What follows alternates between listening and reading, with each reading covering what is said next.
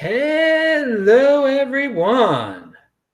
This is Adam Meister, the Bitcoin Meister, the Disrupt Meister. Welcome to the One Bitcoin Show.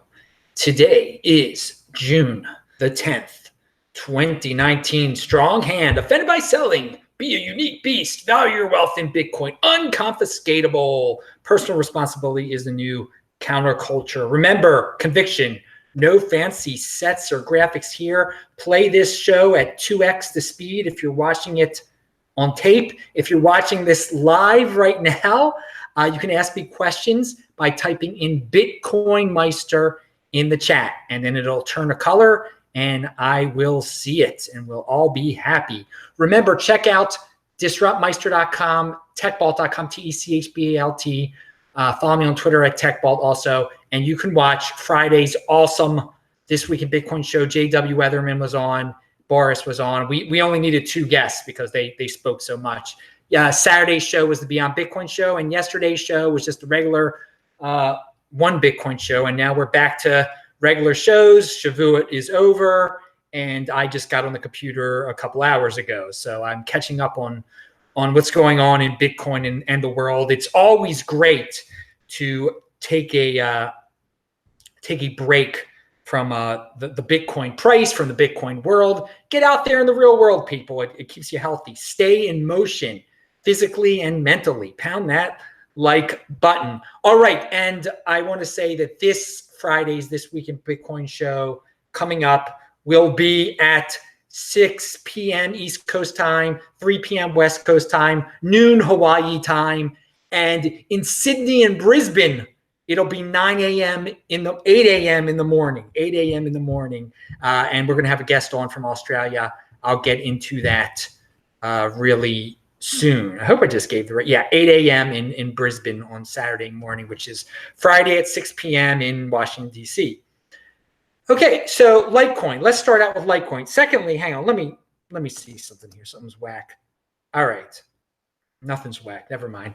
Remember, if you type in Bitcoin Meister to get my attention, people forget that sometimes. So the Litecoin halving.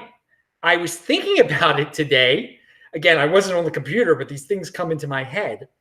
And first of all, there are 55 days until the Litecoin halving. And I started to think of it in a Bitcoin from a Bitcoin perspective. And hang on there. All right. And sorry, my computer was slowing down there for a second. But I linked to the Litecoin halving. The Litecoin halving clock is linked to below. And what I was thinking is, before the Bitcoin halving, traditionally, the miners start to hoard their Bitcoin. Thus, they're not releasing as much supply onto the market. Supply and demand, the price goes up in terms of fiat. Now, we've noticed, I'm sure a lot of you fiat freaks noticed that Litecoin has gone up in fiat value lately. And this is partially because of the Litecoin halving hype. Last time, there wasn't much of a Litecoin halving hype. Now there's more people who understand what the halving is. There are more people who can buy Litecoin than previously. So the halving's having a bigger effect this time. Now, the price went up last time too, but I think it's bigger this time. Now, the miners are probably hoarding their Litecoin also, especially if they only mine Litecoin, okay? It would be smart to hoard some of their Litecoin now, but they're not going to be producing as much Litecoin after the halving. Now, with that in mind, there are some, and again, the Bitcoin mining industry is a lot bigger than the Litecoin. There's a lot more revenue involved. But still, Litecoin mining is a big thing. It's a big thing.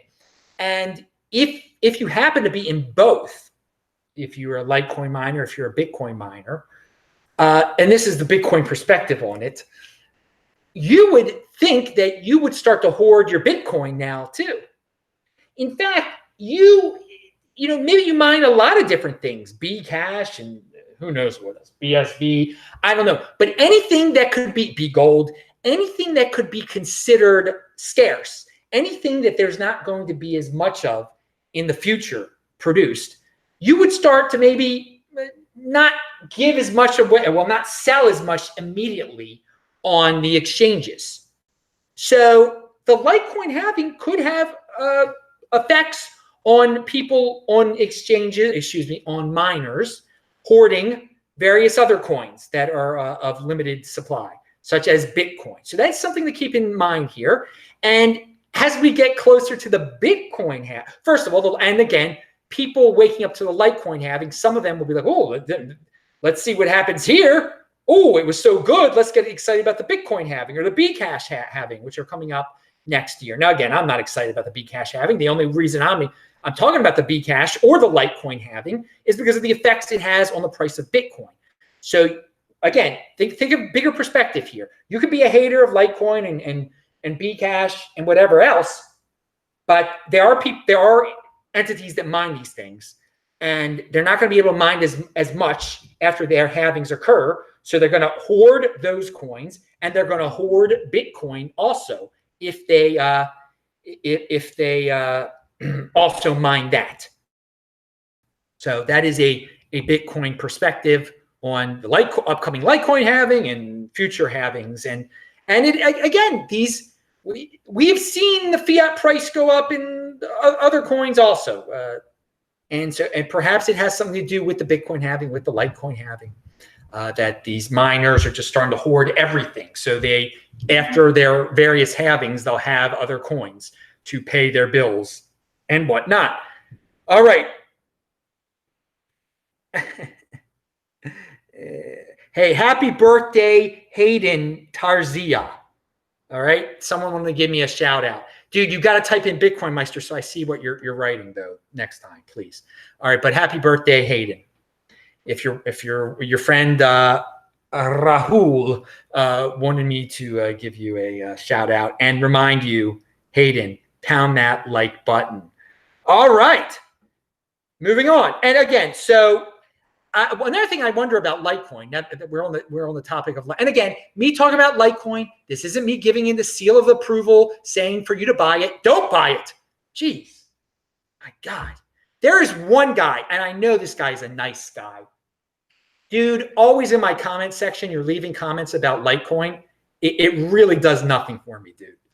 You're wasting your time typing that stuff about Litecoin. I know you're a fan of it. You want me to say good things about it. You think it's going to somehow sink into my head and I'm going to talk about it nicely. This is the closest you're going to get to me talking about it nicely, okay? So again, it's nice you leave comments in the comment section. When you start talking about Litecoin and soccer teams and whatever, and again, I'm not saying the person's name. You're a good guy. I know you're trying to be nice and everything.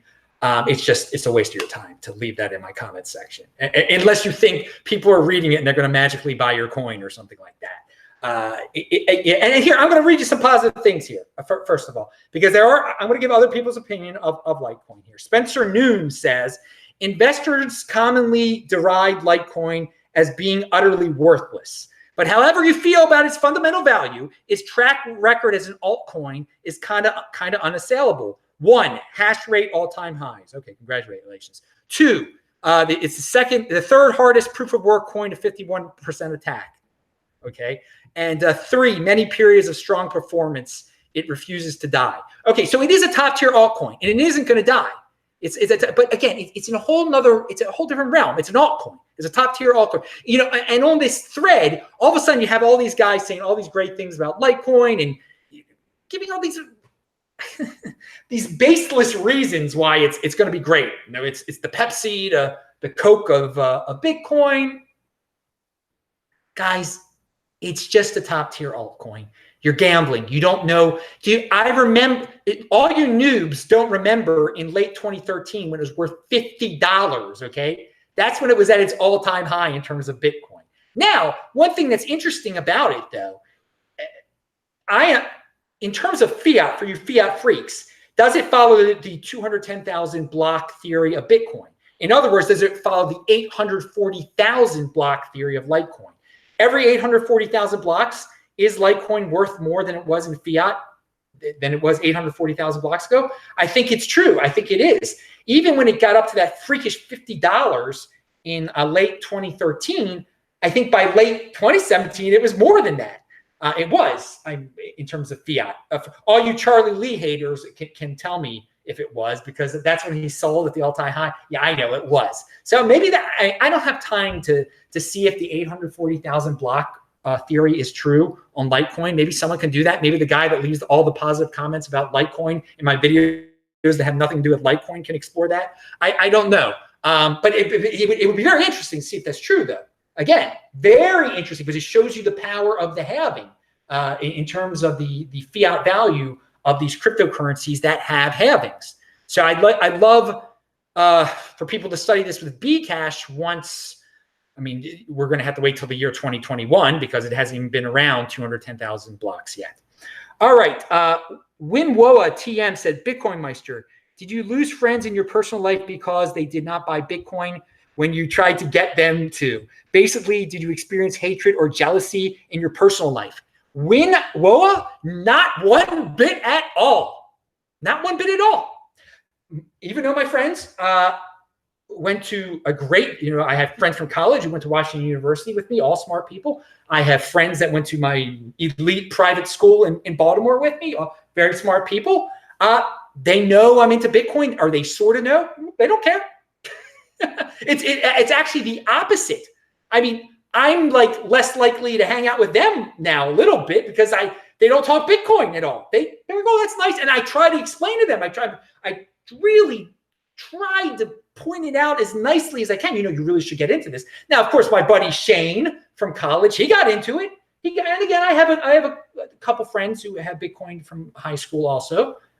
I mean, one really listened to me. Yeah, he listened to me. But I haven't lost any friends at all because of it. Not at all. None of my original friends at all. Nothing. No jealousy or anything. They can't open their eye. I don't know what they're doing.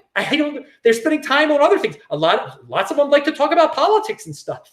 Unfortunately, and again, they can analyze all sorts of political theories and whatnot. What good is that doing them? And not to say that many are doing that per se, but they waste their time on a lot of things. And so I wish they had enough cryptocurrency knowledge to be angry or to be jealous or something like that. But it's not even close to that. Most people in this world, they've heard of Bitcoin and that's it. That's whatever. They have I was just at my reunion. I was just at my high school reunion. I think one person brought it up to me.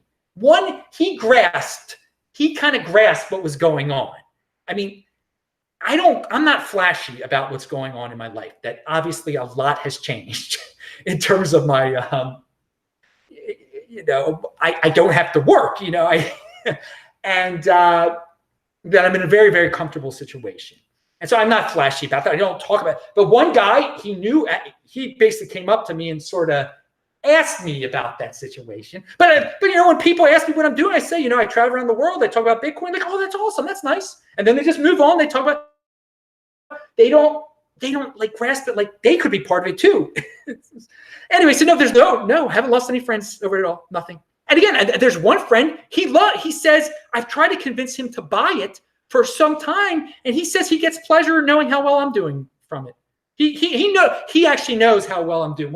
One specific friend, he knows how well I'm doing. He knows very, more so than most people on here. And so I told him, this one friend, I told him about it in 2013. I told, we're talking about when Litecoin was worth $50. I'm sure when Litecoin was $50, I had told this friend already about Bitcoin, that I had gotten into Bitcoin. And still to this day, he hasn't gotten into it. It's risky, it's this, it's that, and that he's happy that I'm doing well. He likes to look at the price and see how well Adam's doing. I don't know. So yeah, complete opposite. No one's envy or jealous, or I haven't lost any friends or anything like that. And I wish they cared more. That's for their own sake. But some of these people, personal responsibility is a new counterculture. Okay. So they can go their way, I'll go my way, and we're still friends. So I think that's positive. Okay. One thing that I said yesterday, I was talking about crypto dividends. Again, guys, if you hold your Bitcoin, if you control your Bitcoin, you don't leave it at Coinbase or some other third party, you can get crypto dividends. You get interest on your Bitcoin through airdrops, through forks. Again, if you had your Bitcoin on your Trezor during the Bcash fork, during the B Gold fork, they gave you the B Gold and the Bcash. Now, I want to go back to something I said yesterday that's very, very important. if you're in a situation where you have not claimed your B cash, your B gold, your B diamond, your BSV, all of those, okay? You gotta do it in a specific order. Now, again, if you've got it on a Trezor, claim your B cash and your B gold, okay, and then move on from there. Now, if you're on on some other or paper wallet or whatever, you're gonna have to mess with your private keys, okay, and the order you do it in, okay. Again, if you have not done any of them, you do the B cash, okay. Then you do the BSV because you never did the B cash, but you can do the BSV. Then you do the B gold. Then you do the B diamond. And then after you've messed around with all these private keys and everything, and again, and the most important thing I forgot to say, you move the Bitcoin off the freaking private key before you do anything, okay? Before you do anything. Unless it's on the Trezor and it splits the B gold and the B cash for you, okay? But if you have to split it manually by revealing your private key and you know what you're doing, you move the Bitcoin off that private key, okay? You move it to another address somewhere else, and then you in the order you claim the B cash, the BSV, the B gold, and then the B diamond, and then you do that. We were talking about that B2, BT2, whatever you want to call the thing I was talking about yesterday, okay? Because you don't want to risk, you want to get the more valuable things off before you do the riskiest thing of them all, okay? You want it to be completely clean. There's no, if you want it, and it's pretty easy to get that B2, okay? But it's hardly worth anything. So before you do that, make sure you got your B gold and your B diamond, okay? In that order, you get the B gold, then the B diamond, B gold is. Again, I'm going to have to make a whole show about this, all right, on how to do these things, because I do know I can give some good advice on how to do these things. But again, you move your Bitcoin off your private key before you do anything like this. But you make sure you get the most valuable one first, and the second, and the third, and the fourth, and the fifth. You don't just say, oh, well, I've never done anything, and it's easy to get this BT2 $3 thing, so I'll just do that one first. No. You got to do the other ones first. All right. So I'll have to do a show about this pretty soon when I have some time. But hey, I like, this is great. This is great. You can claim things. You can get this interest. Crypto dividends are freaking awesome. And the MWC airdrop, Andy Hoffman's been talking about that a lot lately. That's July the 19th is the last day to sign up for that. And somebody in my comment section is telling me about some other crypto dividend of some sort. I'm going to look into that, dude. And on a somewhat related note, I want to tell everyone, I love when people, again, I love when people leave comments in the YouTube section. I got to tell you guys a little bit of insider information. This is something very important to listen to, everyone. Whenever you leave a comment on a YouTuber's comment section and you push enter, they get that comment. They know, and then you edit it and you change it and you erase it, they still see the original one. And that's not just me. It's any comment you leave anywhere on YouTube.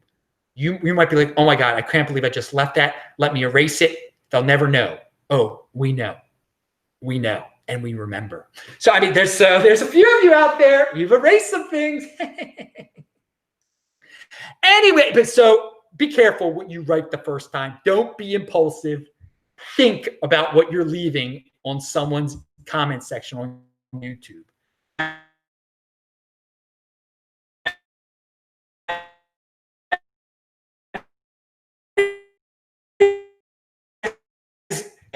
And then you regret it, then you erase it, you think the person never saw it, they saw it, okay? They get the email notification, they see the original in their pull down menu. It doesn't go away. We see it. So I've seen it. Anyway, so moving on. Again, I recommend to everyone, don't hang out on your computer all day long. The last 2 days, I've gotten on my computer very late. It's been nice. And yeah, you catch up eventually. I know what's going on in the Bitcoin world now. All right, so let's talk about some Africa. Let's talk about some Africa here. There is a new exchange that's opening in South Africa, like right now. And it looks like Coinbase almost, but it's not Coinbase. It's called Valor, VALR.com. Valor has partnered with Bittrex. So you can trade in South Africa for basically everything that's on Bittrex. And you can buy with your South African rand Bitcoin. So again, no excuses. We talk about South Africa a lot on this show, on Saturday's show. If you got your Rand, which is, I don't know why you'd value your wealth in Rand at all. Here's another option to get rid of your Rand and get into the real thing, to get into Bitcoin. So maybe some of my South African buddies can tell me if they think Valor is good. I link to it below. It's like debuting right now, VALR.com. I was watching, I think it was a Joe Rogan video. He had a paleontologist on, and he was talking about dinosaur bones, and they went over some dinosaur conspiracy video that, you know, dinosaurs never existed. And the paleontologist, he was yelling, he was cursing a lot. He said it's so easy for people to make these conspiracy type of videos. They just fill in, they know the whole story already, and they just fill everything else in. They fill in the blanks with all their little, if you already know the story, it's really easy to fill in your story on top of it, okay? To backfill the story. To backfill the story. You know all the weaknesses, and then you can say, oh, look at that. You see, this is how it really happened, and you write a whole story around it. And it made me think, yeah, backfill. It's easy to backfill information. It is. And you can, that's why when you have a mysterious person like Satoshi Nakamoto, okay, you can backfill a story into that too. You make up a whole story around that, and you say, well, I'm right. Look, and you can design your whole theory around the original story, and you can make it work. You can make it look like it works. And this is how all these conspiracy theories work, okay? This is how all the nonsense you see out there. And people can make it, they use fancy sets and graphics, they make it look real nice, they talk real sure about themselves. So keep that in mind when you hear people making claims about being whoever they may be claiming to be, and making up interesting stories about how dinosaurs never existed. Guy Bennett says, Bitcoin Meister, at its inception, Litecoin was worth 3% of a Bitcoin. Even with this Litecoin, even with this run, Litecoin is worth 1.3% of a Bitcoin. Guess what? Bitcoin still equals 1 Bitcoin. Yes, exactly. So many of the Litecoin freaks, they don't value their wealth in Bitcoin. They see the fiat price, and they don't even know what it was worth back in the day in 2013. They don't even know what BTC-E is, and that's where you would go see. That's where you could go trade Litecoin for Bitcoin on BTC-E. They don't know. They don't know that it was $50 on there or $48 or whatever it went up to it that one time, and it was worth quite a bit in Bitcoin back then. It was amazing. But hey, I mean, they're gamblers. Gamblers are going to do what they're going to do. And again, I gave you some positive aspects of it. It's not going anywhere. There's so many altcoins around that there's got to be a top tier, and there's so many institutions that want to get into this that are not that want to diversify for the sake of diversification. Of course, if you're going to diversify for the sake of diversification, you're going to get into something that's relatively boring and static and not too fancy and has a big market cap and has been around for a while. It's got a brand name. Why not? That's a positive right there for Litecoin. So yeah, it'll get pumped by institutions, by newbies, but Bitcoin will be pumped more. Bitcoin is the real thing. So I mean, that's going to be the main. I got a hair in my mouth. Hate when that happens. Oh yeah, disgusting. All right, so yeah, Bitcoin's going to get pumped by institutions, obviously. Also, all right. So here is a lovely tweet from. Well, let's read what BTC Chris had to say. Bitcoin is a game of who has the strongest hands. And then Jason added, it's kind of like the put your hand on the car the longest to win the car game. It's not really that hard, but it is. Well, dude, I think it's easy when it comes to Bitcoin, you know? I think it's easier than that game because you could just forget about it. You know, that game of who can put their hand on. I mean, you're stuck to the car. You can't leave the car. You got to like urinate right there. I mean, I always wondered how they did that. Or you got to hold it in, I guess. But with Bitcoin, you hold on to it, but you don't have to be constantly looking at it. You don't have to be constantly worried about it. So yeah, it is a game of who has the strongest hands. And the 20%ers, the people who aren't impulsive, the people who can defer gratification, we have the strongest hands, and it's quite easy for people like us that understand what a savings account is, and that this is the savings account of the future. But we know about it in the present. We've got that insider information, and we like getting our crypto dividends by holding on to it. All right, Tour de Meester says top 10 cities where Bitcoin is currently Googled the most, and Lagos, Nigeria is number 1. Now, the other cities are not shocking at all. So a guy named Yele Bademosi, who is an African, and I think he's an interesting person to follow on Twitter. Maybe I'll try to get him on the show. He left a comment about, what's going on in Nigeria. He says it's multifactorial. Nigeria has ranked very high in terms of traded volume on local Bitcoins and Paxful, respectively.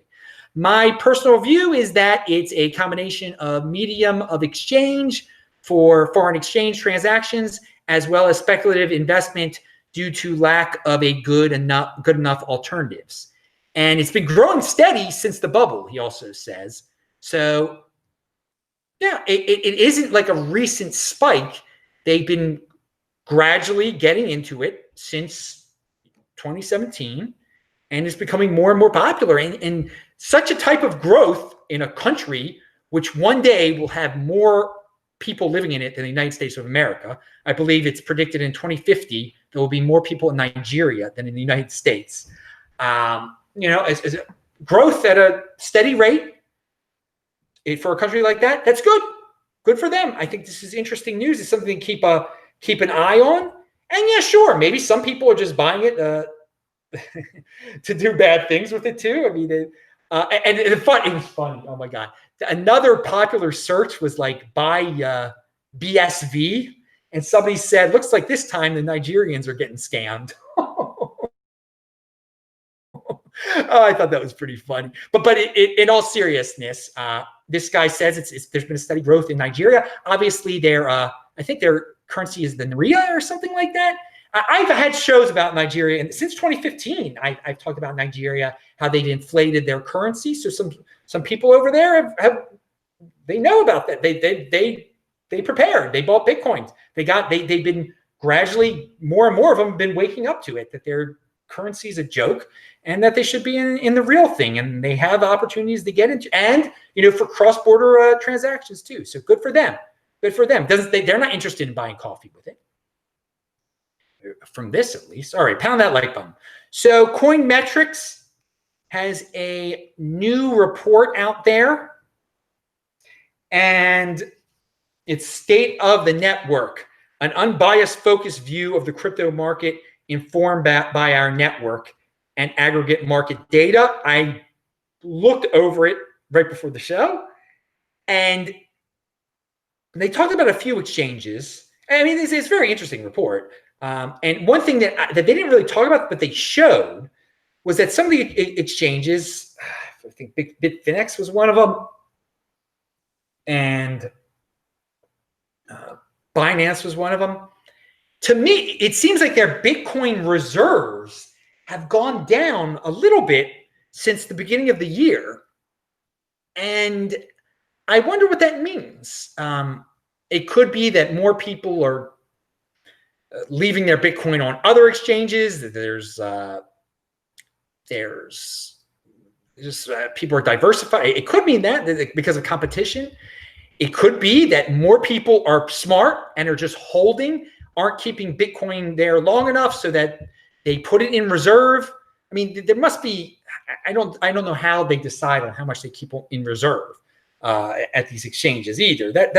But to me, to see that there's less on reserve, I think that is maybe there's just less people gambling on these. Well, that's what I just said. Less people keeping their Bitcoin on there. But no, if there's less if they have less of the Bitcoin, I think that's a good thing. That it means that other entities, perhaps more people are just saving now and aren't playing with the exchange game, and the exchanges are forced to have smaller amounts of Bitcoin on reserve. It's something to think about. And maybe the trend will change. Maybe the exchanges will these exchanges will have more Bitcoin on reserve, and that'll blow my theory out of the water. But hey, I'm thinking here, and I really do hope that that more people wise up and don't just decide to leave their Bitcoin on there and don't even try to trade or do anything in that on that side of the world. But I know gamblers are going to be gamblers. They're always going to be traders. It's important to find out, to get price discovery. I know. And again, the trading isn't going anywhere. Although, the proof of keys that Trace Mayer beginning of the year, we'll have it again, event. I mean, that could bring down some of these exchanges. So we shall see. Maybe that was part of it. Who knows? All right, enough. I'm Adam Meister, the Bitcoin Meister, the Disrupt Meister. Someone said BSV, don't drink the Kool-Aid. Yeah. A lot of people don't get that. I keep on saying Jim Jones, and I just assume that people know their history and know what I mean by that. And for you guys that don't know what I mean, but when I say Jim Jones with BSV and don't drink the Kool-Aid, Google it, look it up. You should know about that, what happened in Guyana. And I mean, it was very, very bad situation. It's something that everyone learns, I thought. Everyone, I don't think everybody knows about that. How people can get into these wild cults, and what a charismatic figure can lead people into. And a United States congressman was assassinated there too. I mean, it was unbelievable what happened there in Jonestown. So don't go to the Jonestown corner of the cryptocurrency ecosystem. That's my final thoughts. I'm Adam Meister, the Bitcoin Meister, the Disrupt Meister. Remember to subscribe to this channel, like this video, share this video. Check out the link section below. Pound that like button, bang that bell button. I will say hi to you guys in the chat now. Bye-bye.